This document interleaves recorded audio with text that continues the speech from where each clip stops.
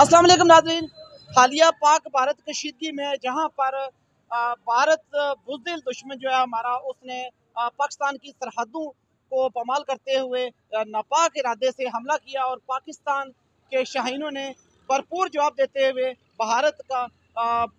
भारी जानी और माली नुकसान किया है। इस हवाले से जो पाक फौज की कुर्बानियाँ हैं वो किसी से ढकी छुपी नहीं है। आज मीर पर आज़ाद कश्मीर में सिविल सोसाइटी, अंजुमन ताजरा, वकला, सिविल सोसाइटी और शहरियों की एक बड़ी तादाद ने जो है वो आज पाक फौज जिंदाबाद रैली का एहतमाम किया है। इस वक्त कायद-ए-आज़म स्टेडियम मीरपुर से पाक फौज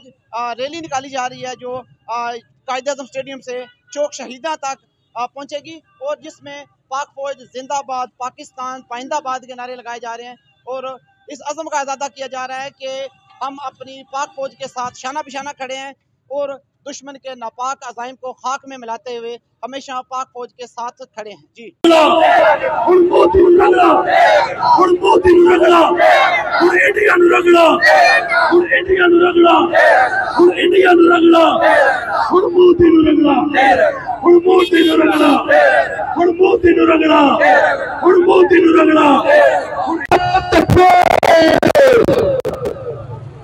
सबील